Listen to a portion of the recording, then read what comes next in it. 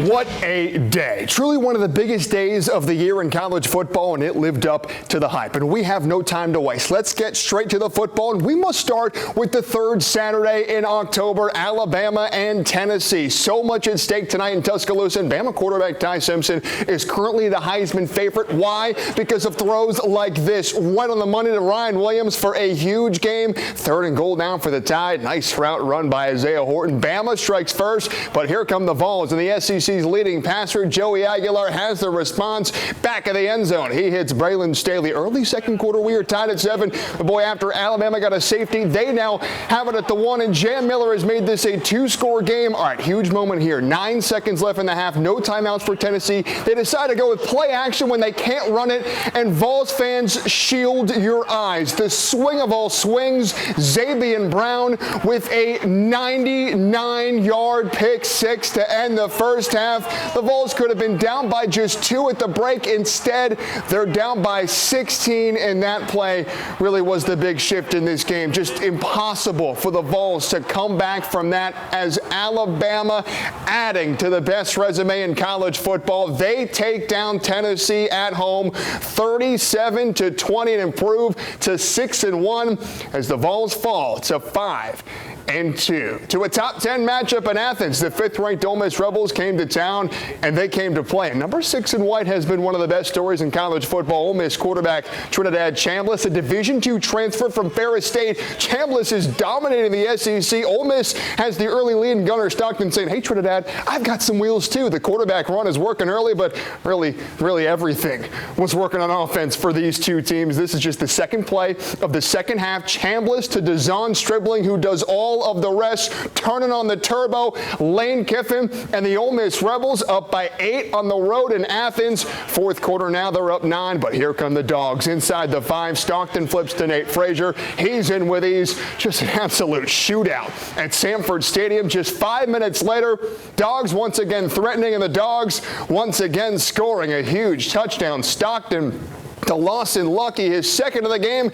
In Georgia, when they get a lead late, they do not relinquish it. Dogs add a field goal, and Dogs win it, handing Ole Miss their first loss of the season. I hope you took the over. 43-35, Georgia is 6-1. The Vanderbilt Commodores are favorites against an SEC team for the first time in forever, and it's no slouch. Top 10 LSU. Fast forward to the second half, Vandy up by 4, and goodness, Diego Pavia and this Vandy offense has been elite this season. Pavia to his favorite target, Eli Stowers, the tight end. Commodores up 11, but LSU was perhaps the title favorite entering this season, mostly because of their quarterback, Garrett Nussmeier, somehow getting this to Xavier Thomas. And speaking of somehow, how did Thomas get out of this? Breaking free and sprinting home. LSU is back within 3, but it's not just the pass game for Pavia. Great choice to scramble, because there was nothing but green grass for Diego Pavia as Vanderbilt, under the leadership of the self-proclaimed Vandy savior, Clark Lee, has turned it around. They take down LSU 31-24, and for the first time since 1950, Vanderbilt is 6-1. Folks, it is time that we put the Commodores in the conversation for the SEC title.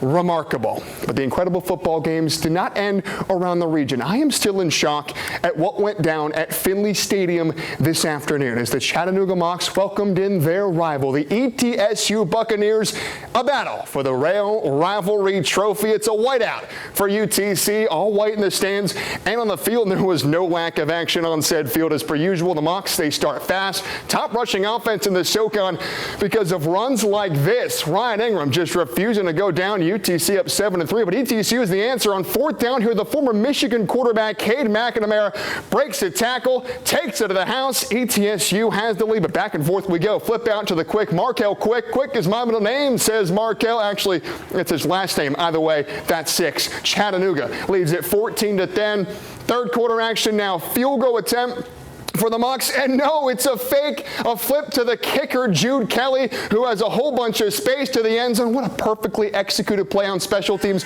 but this was just the beginning of the wild things we would see, because after that moment, it felt like everything switched. Momentum switched from one yellow and blue team to the other, starting with this 60-yard scamper from Jason Albritton, and it continued from there. ETSU now rolling with the pass game, and again, Bucs quarterback Cade McNamara was the starting quarterback for the Michigan Wolverines champions a few years ago. He can put it on the money, not once, but twice. He drops it into the bucket to Jeremiah Harrison as ETSU took complete control of this game in the second half, running away from the Mocs. 28 unanswered points. ETSU leads UTC 38-21 with under 10 minutes to play. I mean, folks, this game felt done. It was over with.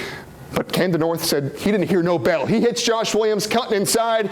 7 minutes to go. The Mocs are now within 10 after a UTC stop. Back they come, and back comes Camden North. Right on the money to Jamari Robinson. All of a sudden, wait, this is a 3-point game ensuing drive. After the Mocs thought they recovered the onside kick, but it was overturned. It's 4th and 1 for the Bucks.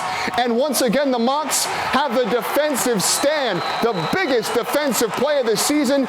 So a minute and a half to work with for Orth and the offense, and Camden Orth taking matters into his own hands or legs. He puts the Mocs in field goal position, but UTC, they're not playing for the tie. They are here to win this thing. 15 seconds to play. 38-35. Camden Orth looking left to the end zone. It's caught. Jamari Robinson leaping up to make the grab. 11 seconds to play. So unbelievably, incredibly, the Chattanooga Mocs, they score 21 straight points in the final 8 minutes and complete a miraculous comeback. 42-38. It's the largest fourth quarter comeback in the history of Finley Stadium. The Mocs, for a 6th consecutive year, they take down ETSU and they take home the Rail Rivalry Trophy. What a scene at Finley Stadium. Here is the hero, Jamari Robinson, after the game.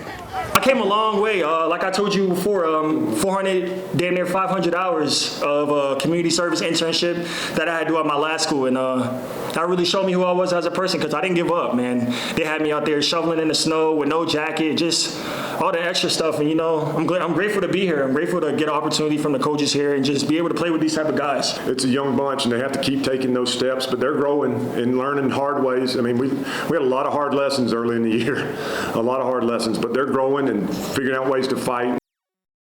Wow. What a game. What a day. It's days like this, ladies and gentlemen, that we absolutely live for. But don't go anywhere. More news and weather is on the way after the break.